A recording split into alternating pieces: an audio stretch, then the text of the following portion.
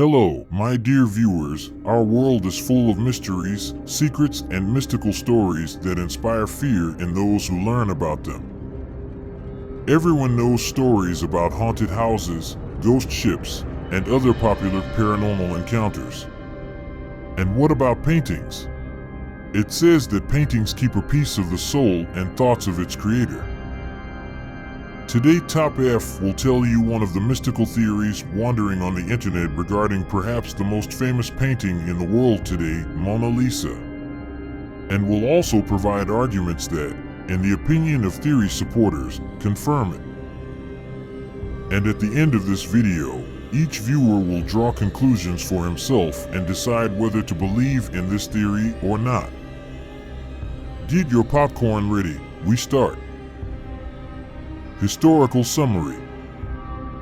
The full name of the painting, Portrait of Mrs. Lisa del Giocondo, Italian, Ritratto di Mona Lisa del Giocondo. It is believed that the painting is a portrait of Lisa Gherardini, the wife of the Florentine cloth merchant Francisco del Giocondo. The painting was created around 1503 to 1505 by the great Leonardo da Vinci, an Italian artist, painter, sculptor, architect, and scientist, anatomist, naturalist, inventor, writer, musician, one of the largest representatives of the art of the High Renaissance, a vivid example of a universal person. Even Tony Stark would envy such a set of qualities. Perhaps, if the picture had been painted by another master, it would not have been enveloped in such a dense veil of mystery. This small work of art, measuring 76.8 by 53 centimeters, is painted in oil on a poplar wood board. It is believed that it is due to the fact that the picture was painted on wood that it has survived so well to our time.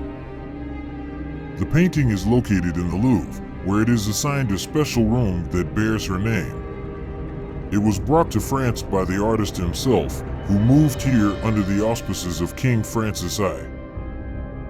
Dark energy.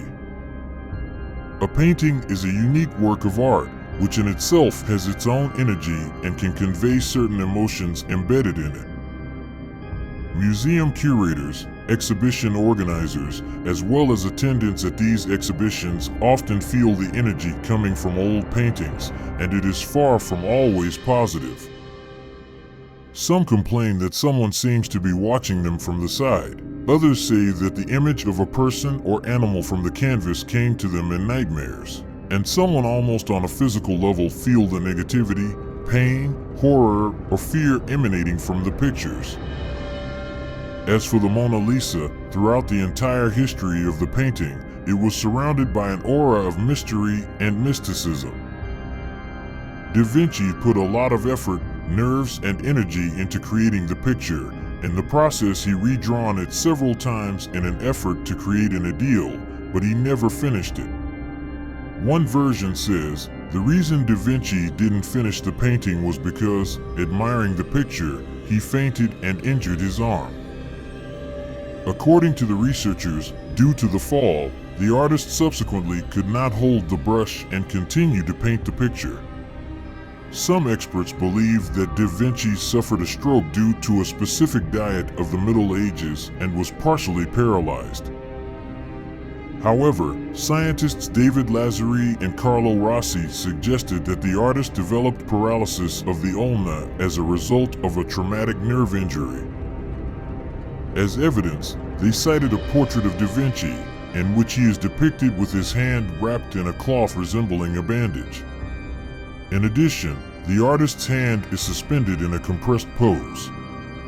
The fact that Da Vinci definitely had problems with his hands is also evidenced by the fact that many of his later paintings were not completed. Abduction of the century. The painting that even children now know, the famous Mona Lisa Gioconda by Leonardo da Vinci, was not at all so popular a little more than 100 years ago.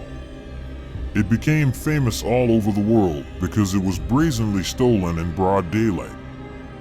On August 22, 1911, the French artist Louis Barrault entered the most famous museum in Paris and headed to the Salon Carré, where Leonardo da Vinci's La Gioconda had been hanging for the last 5 years. Louis was just drawing a copy from it. Having reached the right place, Monsieur Barrault stared in surprise at the empty wall, from which 4 iron brackets protruded.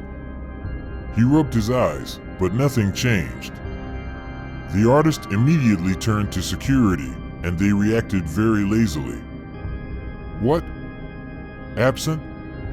Ah, well, they probably took her to be photographed for advertising purposes. We're having lunch now, sorry."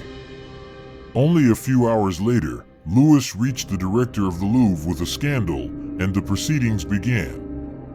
It turned out the picture is not at all with photographers. And where is it? Oh my God! Has it been stolen? There was a terrible run. The Louvre was immediately closed to visitors and did not open for a whole week. The employees looked everywhere, under the couches, under the stairs, in the latrines. No one could believe that the La Gioconda could easily be taken out of the building where hundreds of people work. However, the picture was not found. The Paris police officially announced that Leonardo da Vinci's masterpiece, written by him between 1503 and 1506, has disappeared without a trace. The worst thing is that there was not even any idea what could happen to her. The kidnapper didn't leave a single piece of evidence. The piece was stolen from the Louvre by a former museum worker, a 30-year-old Italian named Vincenzo Peruggia. Initially, the police believed that the thief hid in the closet in advance, waited out the night there, and in the morning, without witnesses, took the painting. Vincenzo knew the Louvre like the back of his hand, so at 7 a.m. on August 21st, 1911, he calmly entered through the door intended for employees dressed in a white museum uniform. On Mondays, the Louvre is closed to visitors, and the halls are deserted, and this made it easier for Vincenzo. He took the Mona Lisa off the wall with no problem, wrapped it in clothes, and left the building. On the street, he was well examined by the merchant of the shop, who was surprised why the man was running from the museum, holding a suspicious bundle in his hands. However, the testimony of the shopkeeper did not help the police, as well as the fingerprints of the thief. Most importantly, as part of the searches of the former and present employees of the Louvre, the police also came to the rented apartment of Peruggia. He was very confident and explained that he had been working all day in a completely different place, far from the museum. The guardians of the order took his word for it and left, and Vincenzo, along with the stolen painting, moved to Italy. The further behavior of the thief resembles the style of a classic maniac thief. For 2 whole years, he kept the painting in a drawer under the bed and took it out for heart-to-heart conversations, having previously locked himself with a key. Communication became closer and closer, and as a result, Peruggia went crazy. It began to seem to him that Gioconda controls him, subjugates him, and gives orders. The thief fell into complete insanity. He wanted to get rid of the Mona Lisa, get rich and sail to South America. However, he did not have any known art collectors, and therefore Vincenzo made a brilliant decision. He went to Alfredo Geri, owner of an art gallery in Florence, and offered to buy the painting. Geri contacted the director of the Uffizi Museum, Giovanni Paggi, who confirmed in shock that they had a genuine masterpiece by Leonardo da Vinci in front of them. Both took the Mona Lisa to show the client and called the police, who detained the thief in a hotel room. La Gioconda solemnly traveled through exhibitions throughout Italy, accompanied by the delight and adoration of the public, and on January 4th, 1914, with great fanfares, was returned to France, where it took its place in the Louvre under round-the-clock armed guards. Perhaps the story with the painting's orders was completely made up by Peruggia.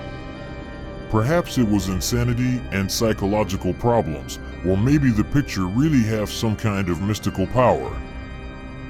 The Mona Lisa today and impact on Louvre visitors. To this day, the painting continues to hang in the Louvre. Over the past time, it has attracted various people many times who tried to spoil the Mona Lisa by throwing various objects at it and even dousing it with acid. Now painting is stored behind heavy-duty armored glass. The Louvre administration spent €7 million to install security systems that protect the Mona Lisa from thieves and other intruders. The painting is also the most expensive in the world, being insured for $3 billion. Do you remember how we talked about the energy of paintings? There are a lot of evidence of how visitors to the museum, looking at the picture for a long time, lost consciousness. In the 19th century, Stendhal himself fainted from admiring the work for a long time. The researchers argue that the picture produces such an effect due to the colossal energy of Da Vinci, who spent too much effort and nerves to create his masterpiece. And this is an additional fact that supporters of the theory of the mystical Mona Lisa cite as an argument. Is it so? Let everyone decide for himself. And that's all I have for today. Mr. Top F was with you.